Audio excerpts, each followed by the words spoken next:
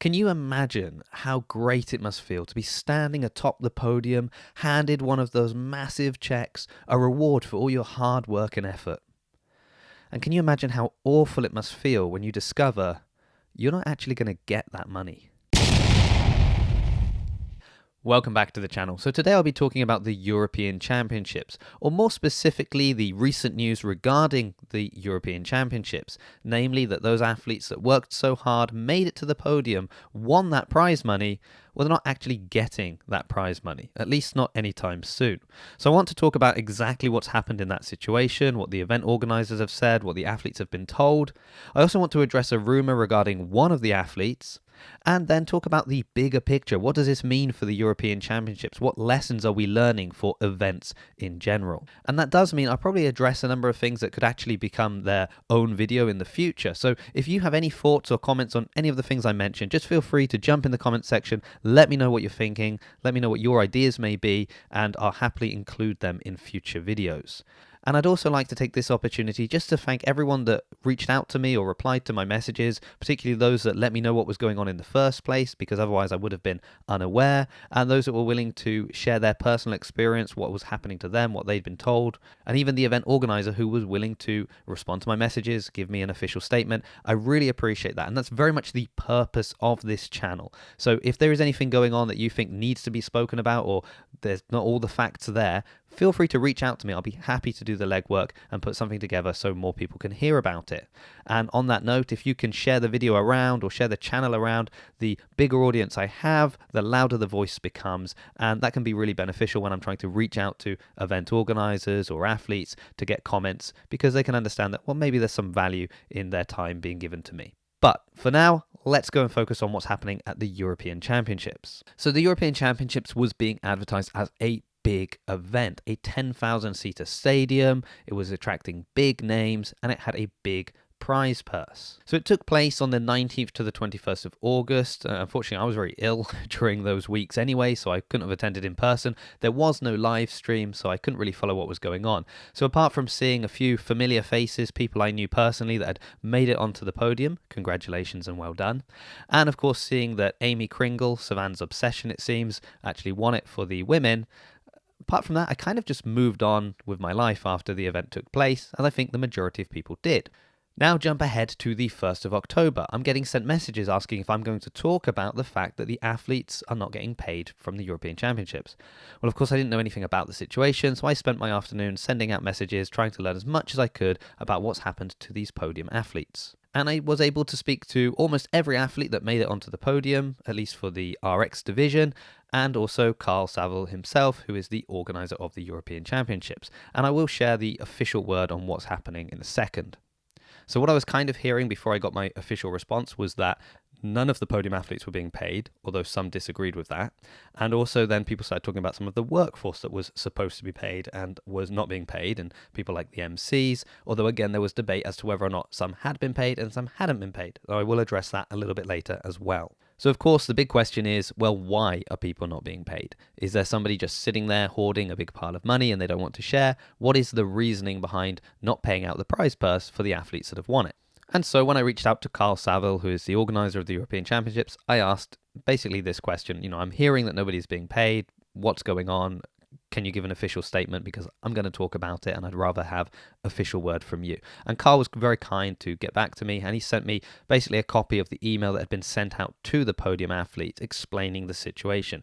So I'm not going to read the whole thing because it's quite long, but just the gist or the key takeaways are that after finalizing the details with the venue, despite them having the largest footfall in their event history, they had the lowest paying spectator tickets in their history too. So they didn't actually bring in enough money. That's left the event in debt, which means they don't have the money to pay out the prize purses. We'll come back to tickets and prize purses in a minute.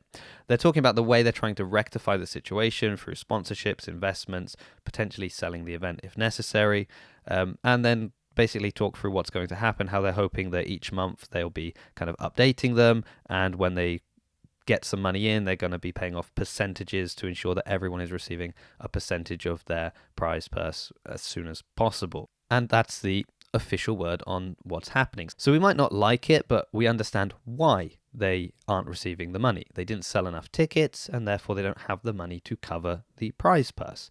So that does raise an interesting question for events in general. Is it right to offer up a prize purse based on a potential source of income and revenue that you haven't actually yet established? Or would a better option be something like the Rogue Invitational, where they put out their minimum prize purse and stated that it could actually go up depending on things like ticket sales? Things also get a little bit more interesting by the fact that there was a rumour going around that this wasn't the situation for all the Podium athletes. And I was hearing that some had received their money, and I was hearing that an athlete had received their money, or that it was based on popularity and social media followers.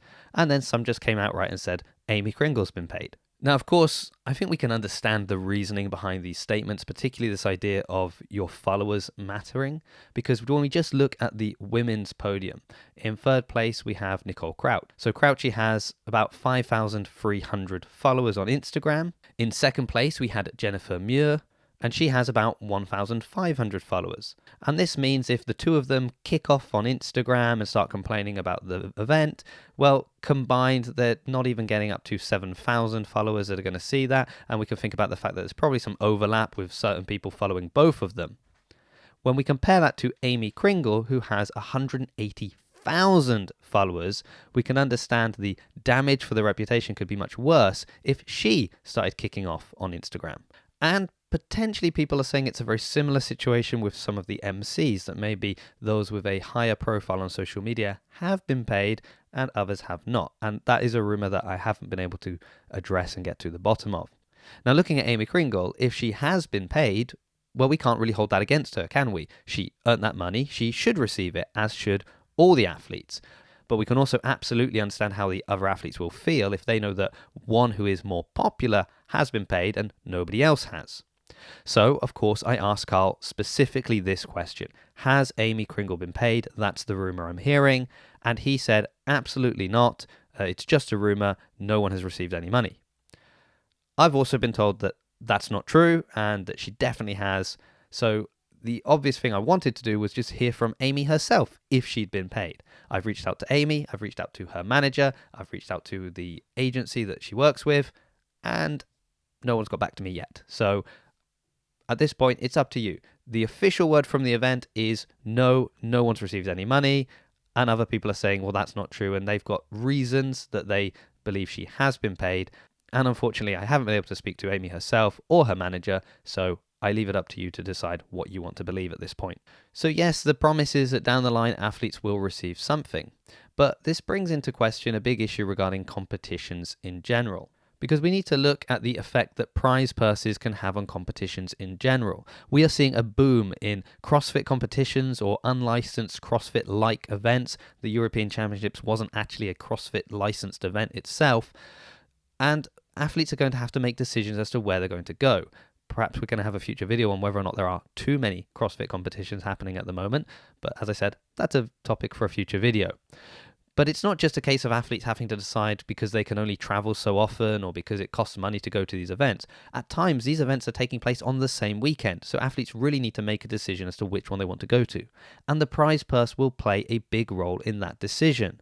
If somebody really believes they're in with a chance of making it to the podium, there is a big difference between the chance to win £500 or the chance to win £5,000. So if athletes are choosing a competition based on the prize purse and then that prize purse is not being paid out, that can be a real problem. Now, we could think, yeah, we're making a leap here. You know, it's not like the event planned not to pay out the athletes. They just didn't receive enough money. It's not their fault. They didn't manipulate or trick people. And that may be the case. But currently, you can go online, you can register for the 2023 European Championships, and a big draw is going to be the advertised prize purse. But if they didn't pay out this year, is it fair to use that as something to entice people to come to your event next year? Well, it's definitely a question worth asking.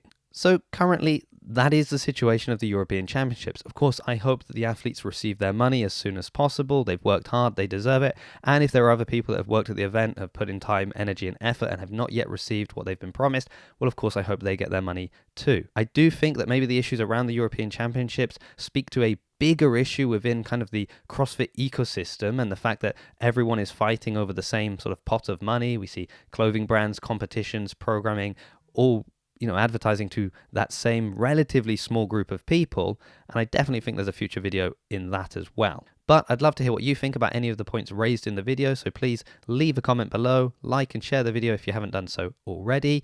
Thanks so much for watching, and I hope to see you in a future video.